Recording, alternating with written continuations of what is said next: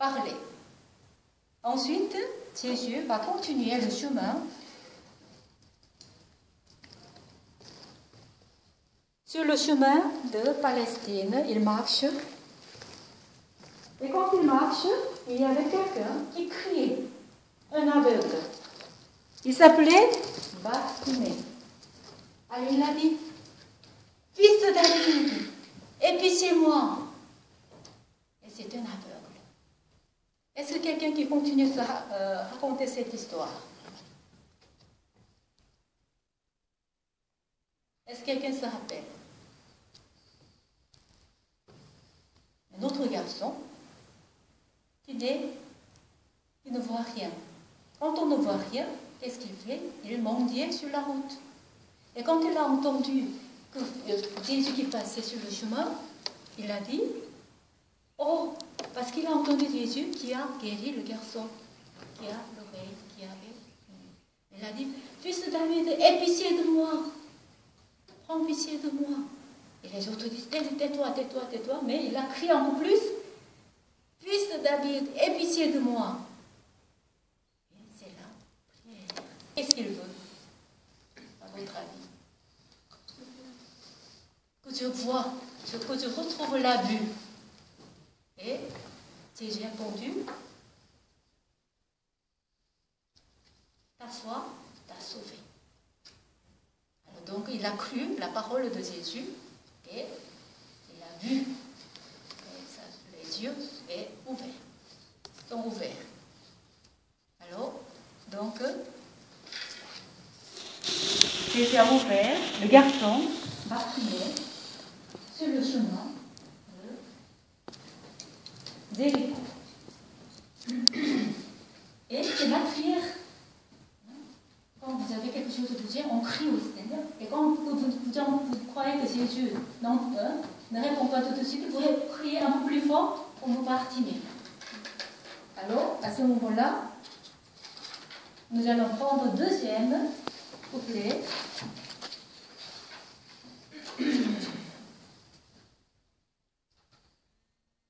On va chanter le deuxième couplet, Ephata. Les yeux vont s'ouvrir, les yeux de notre foi. Alors, deuxième.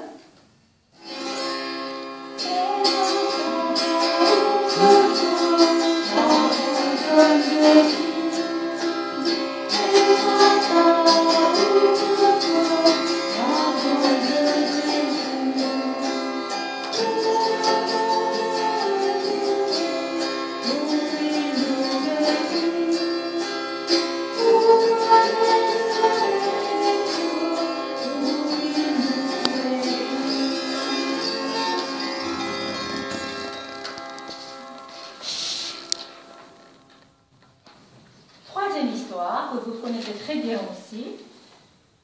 Alors, on va. Donc, Jésus a une fois guéri l'aveugle, il continue le chemin. Il continue le chemin.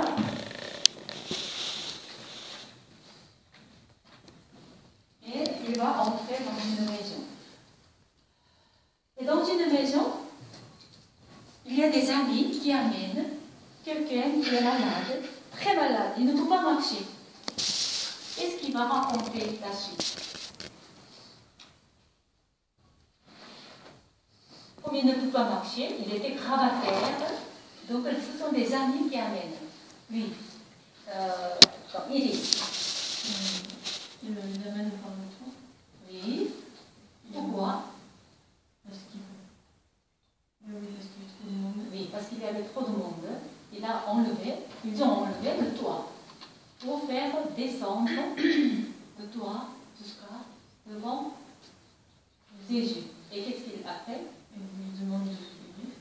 Oui. Il lève le toit et marche. Voilà. Avec une seule phrase, lève-toi et marche. Il est guéri. Est-ce que le malade, paralysé, qui a demandé? Est-ce que c'est paralysé qui a demandé ou les amis qui ont demandé? Les amis qui ont demandé. Voilà.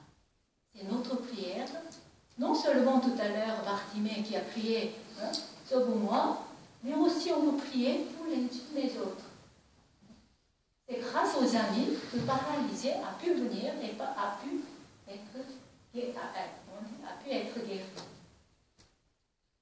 Et la belle prière, nous avons vu ensemble le credo, c'est la communion des saints. On prie les uns les autres aussi. Alors, donc, Jésus a guéri aussi le paralytique.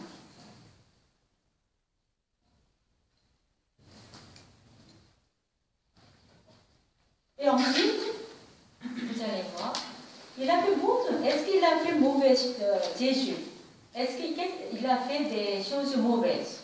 Est-ce qu'il a fait des bonnes œuvres?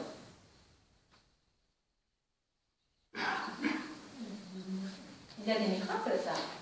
Mais il y en a qui écoutent, comme nous avons dit, mais il y en a qui n'écoutent pas.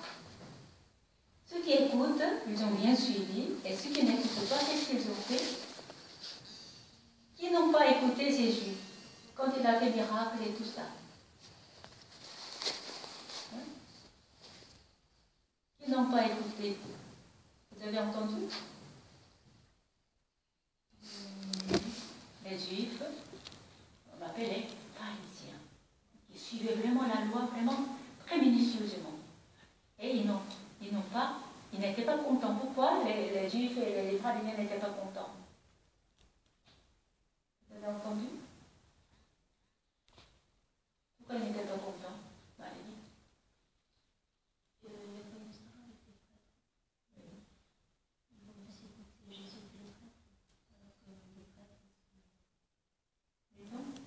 Persécuter les prêtres. Non, je disais que les pharisiens croyaient que les prêtres étaient les représentants de Jésus, et que si Jésus se faisait tout remarquer, ils allaient être délaissés. Et ça ne leur plaisait pas.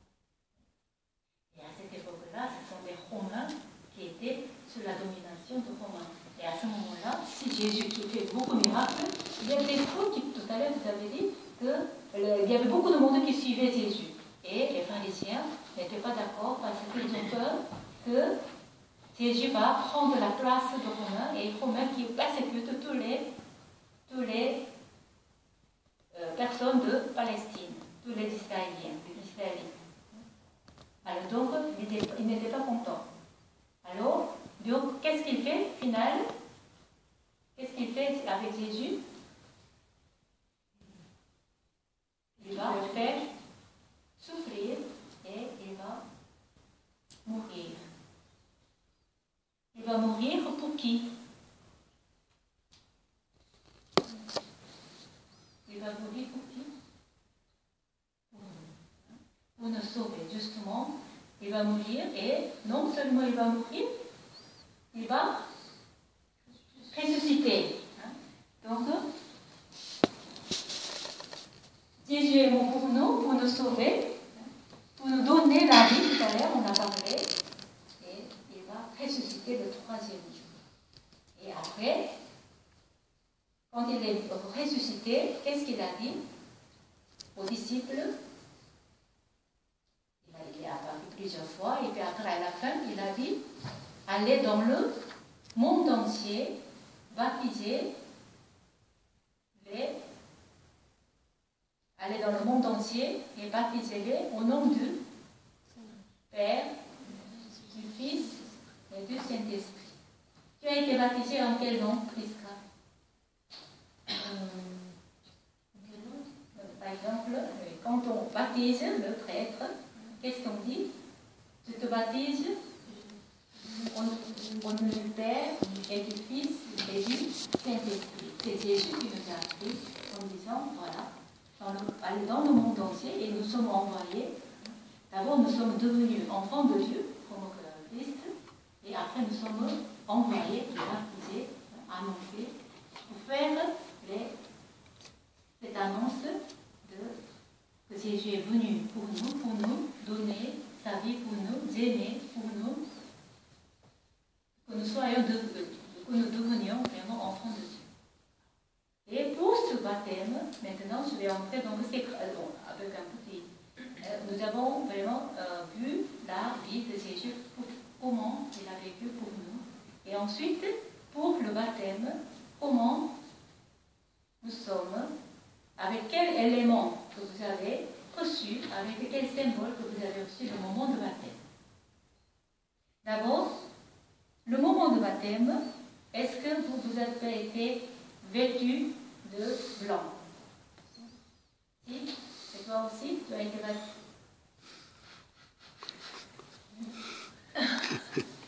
Est-ce que tu as reçu un foulard blanc? Voilà. Et donc, est-ce que vous avez l'occasion de voir le bébé, la naissance de, pas naissance même, mais après le bébé né, quel vêtement on donne? Comment? Une grande robe. Quelle couleur?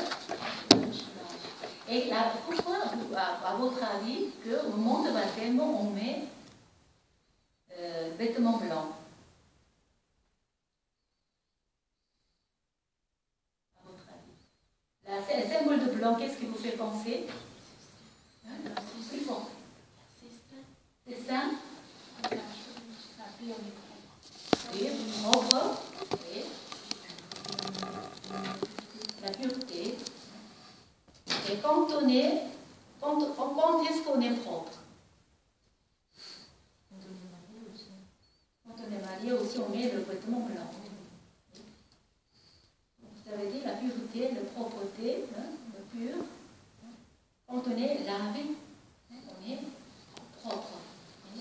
Et Jésus, grâce à Jésus, nous sommes lavés de tous nos péchés, même le péché originel que vous connaissez déjà. Et la couleur blanche, la pureté, mais aussi la joie. Et quand vous allez dans la Bible, après le son a parlé, c'est une image au ciel, quand on voit les anges, il y a le vêtement blanc. Alors, donc, pour ce symbole de vêtement blanc, je vais vous donner, en souvenant de votre baptême, je vais vous donner un tissu blanc, chacune. Vous allez recevoir avec les deux mains.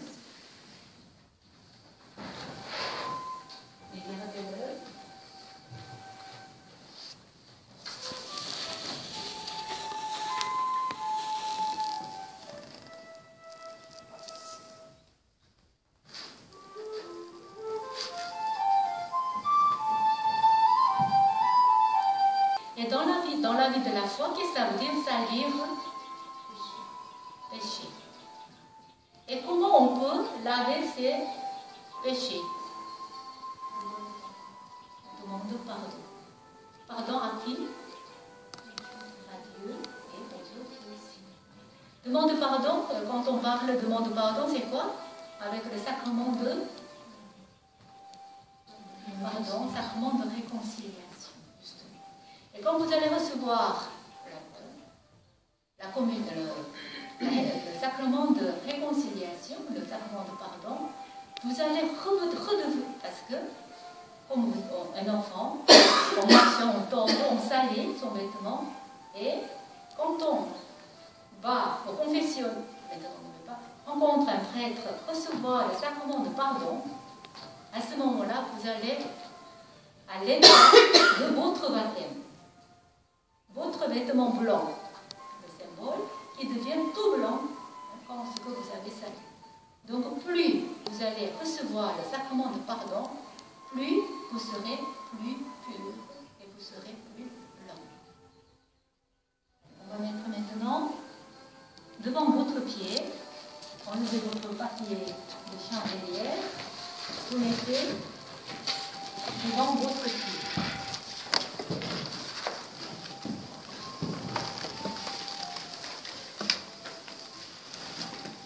Après, qu'est-ce qu'on reçoit au moment de baptême? On reçoit, qu'est-ce qu'on reçoit après? Après le baptême, qu'est-ce que vous avez reçu? Une pâtisserie avec de l'eau, il y a de l'huile, c'est vrai. Et après,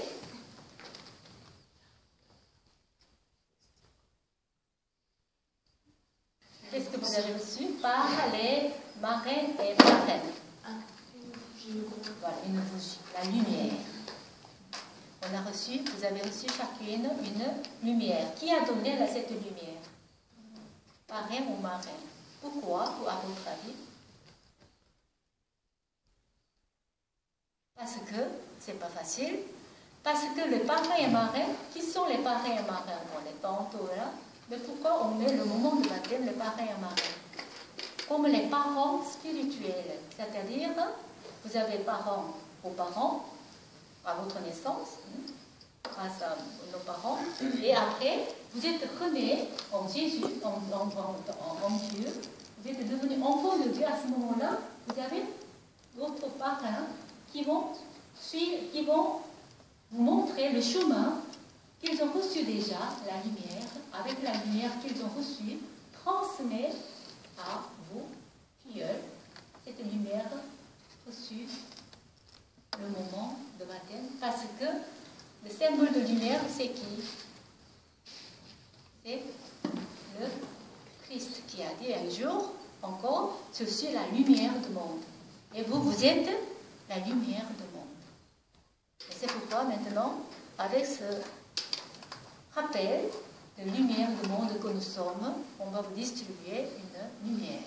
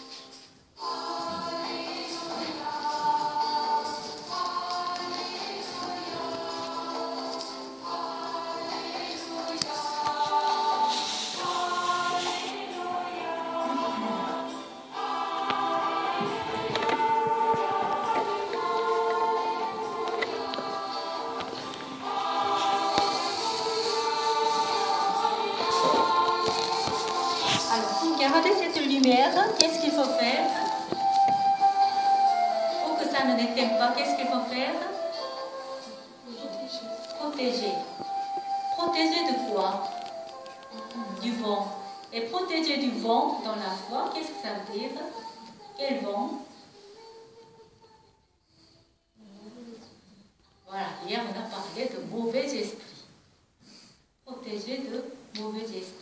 Et est-ce que ça suffit seulement protéger pour que la lumière ne s'éteigne pas? Si on laissait allumer tout le temps comme ça, il va consommer, qu'est-ce qu'il faut faire?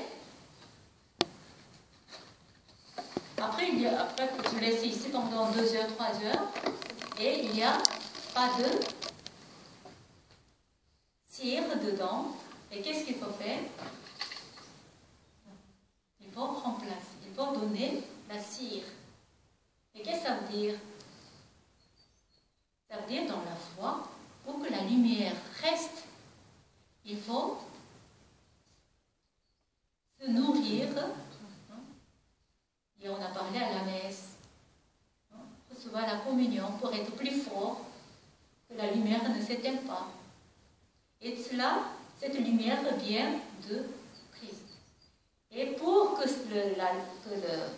notre vêtement ne salisse pas, pour que la lumière ne s'éteigne pas, il faut que nous pensions souvent à Jésus pour recevoir la grâce, pour nous rester vraiment lumière. Maintenant, ça veut dire qu'il faut que nous restons liés avec le Christ. Alors, c'est pourquoi maintenant vous allez déposer devant sur la nappe blanche et on va vous donner un ruban qui va lier avec le Christ, avec ma lumière.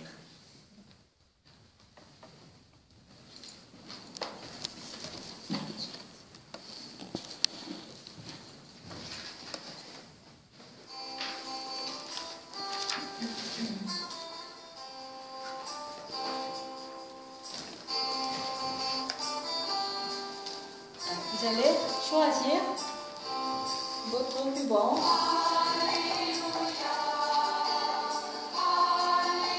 On va lier entre Jésus et moi. Entre la lumière de la septième nuit.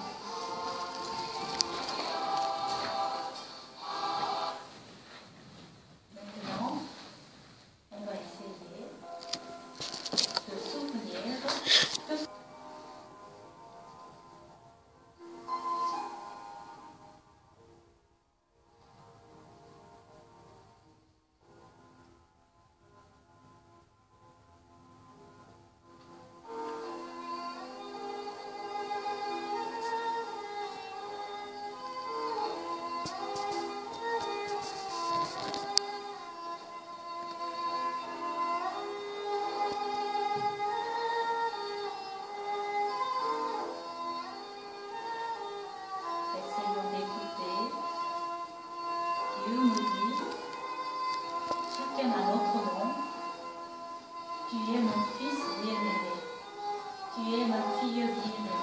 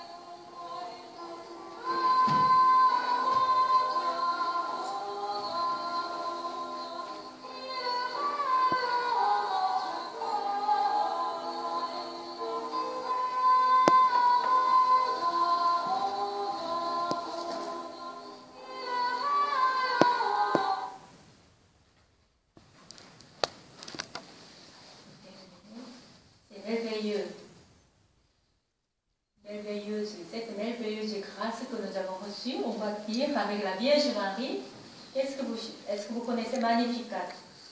Vous avez chanté à Lourdes? On va chanter ensemble la Magnificat. Magnificat, Magnificat anima mea Dominum, Magnificat, Magnificat, Magnificat anima mea.